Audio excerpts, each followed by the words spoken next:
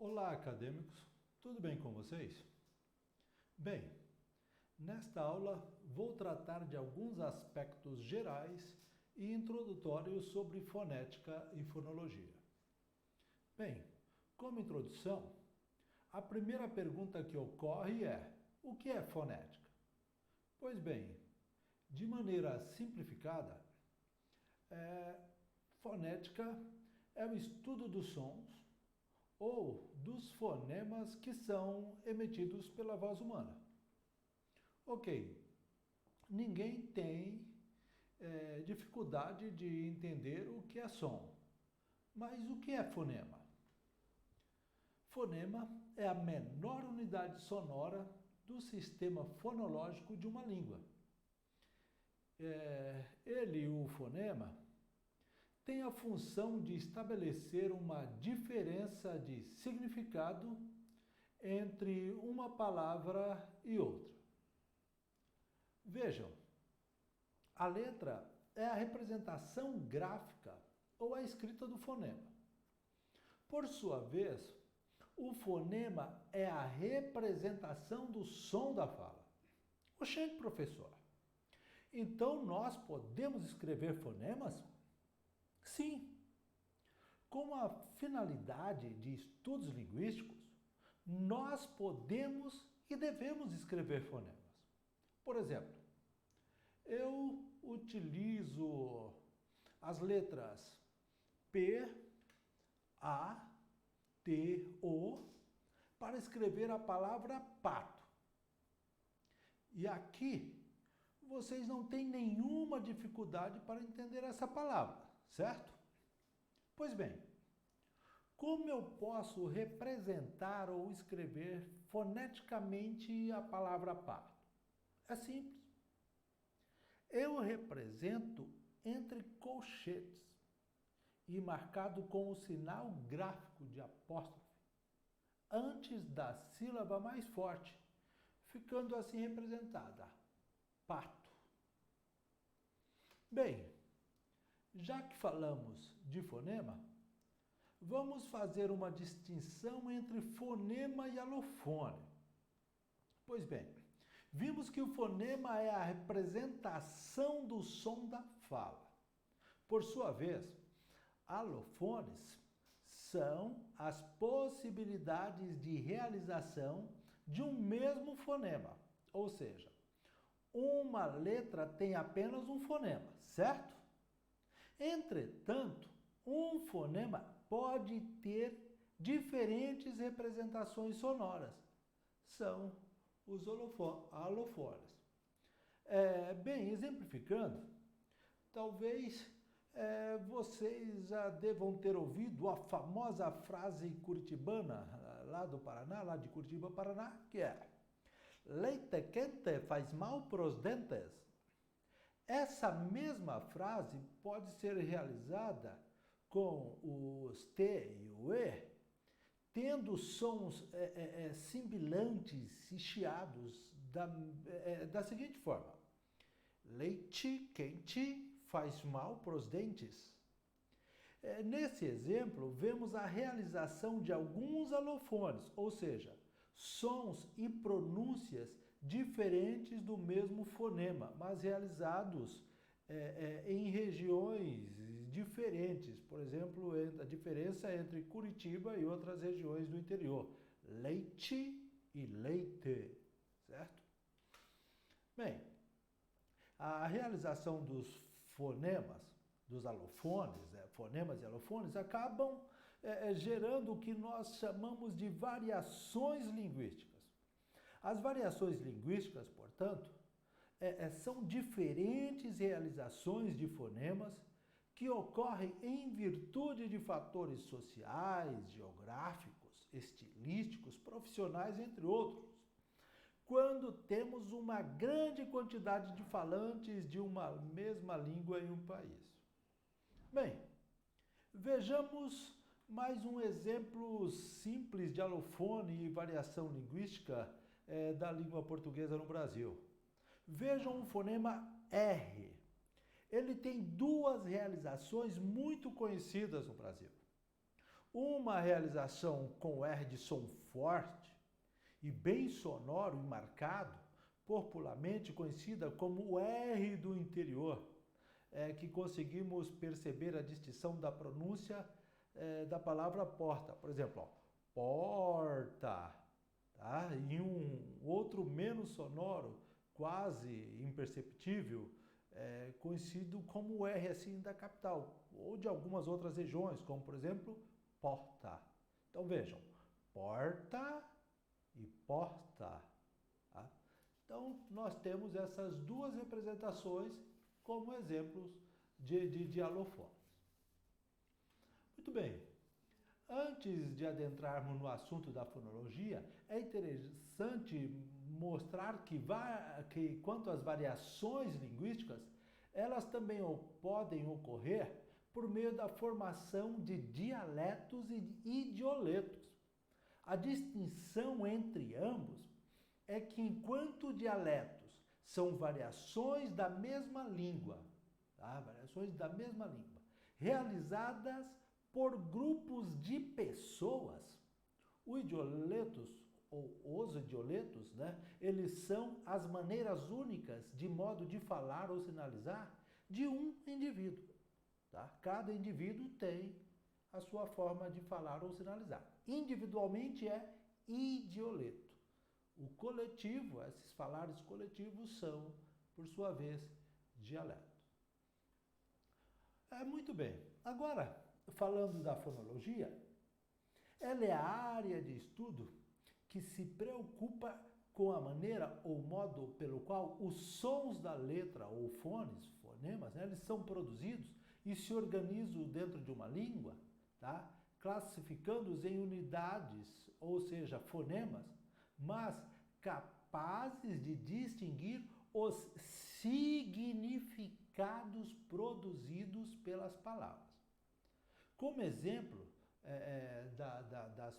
dessas preocupações da fonologia, temos quando se estuda as palavras pato e bato, analisando-se as semelhanças e as diferenças existentes entre elas.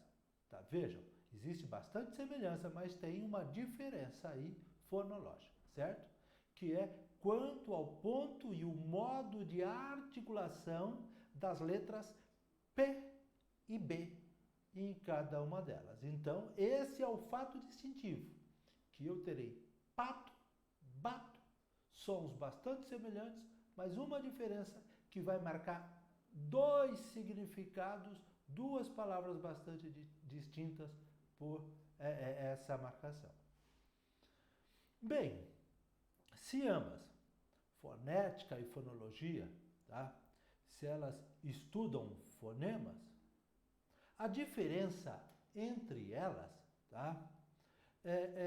Reside no fato de que a fonética ela estuda os fonemas de maneira isolada, preocupando-se, tá, apenas com as letras, como as letras são realizadas, enquanto que a fonologia ela se preocupa com os diferentes sons, tá, que produzem diferentes significados, palavras que têm fonemas bastante parecidos, mas tem uma diferença que faz com que elas produzam significados diferentes, tá certo? Bem, o outro aspecto que diferencia a fonética da fonologia é a forma como se faz a transcrição de ambas.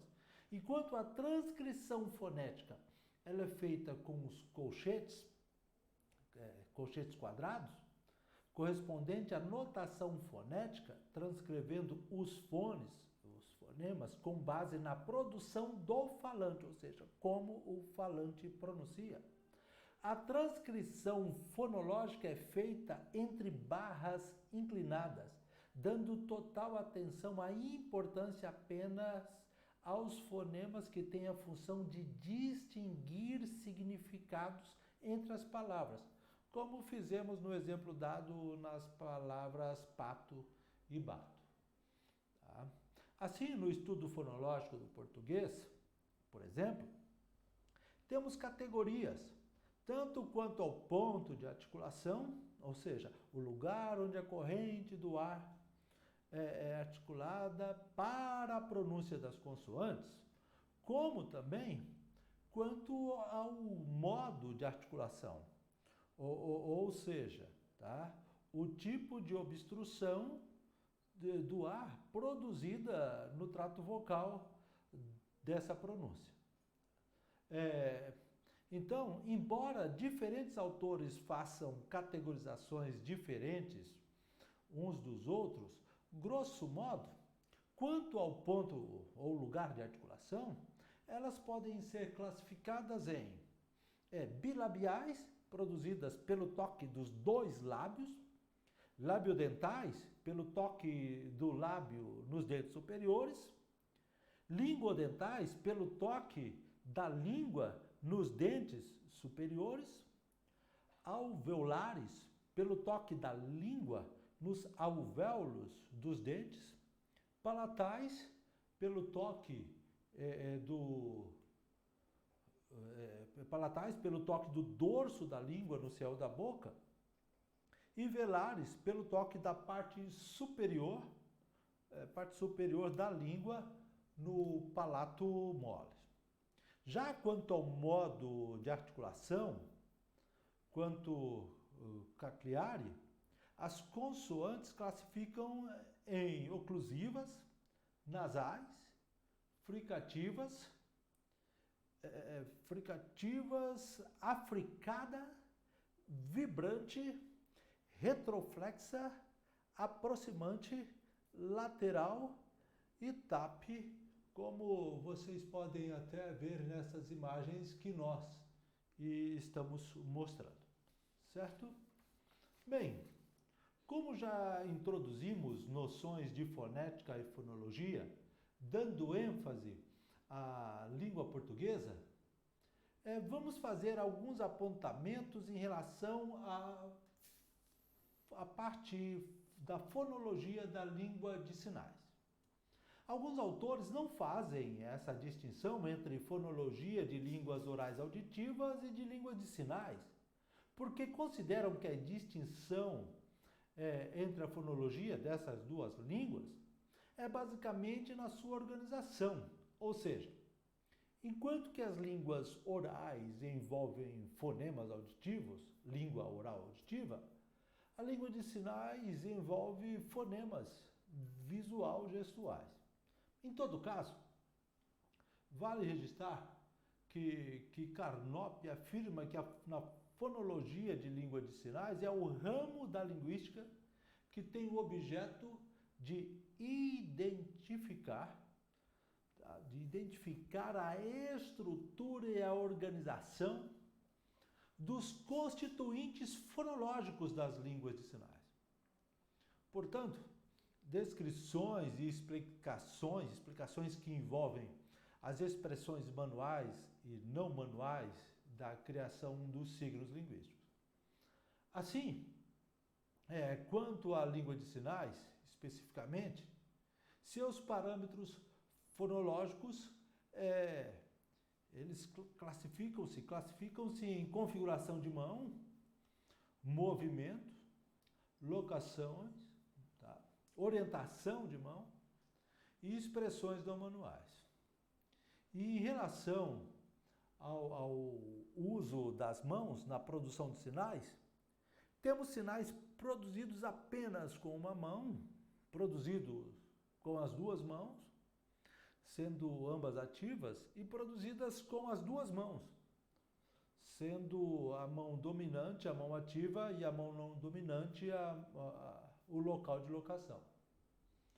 Entretanto, antes de finalizarmos, eu gostaria de registrar que existem restrições fonológicas na produção de línguas de sinais envolvendo as duas mãos.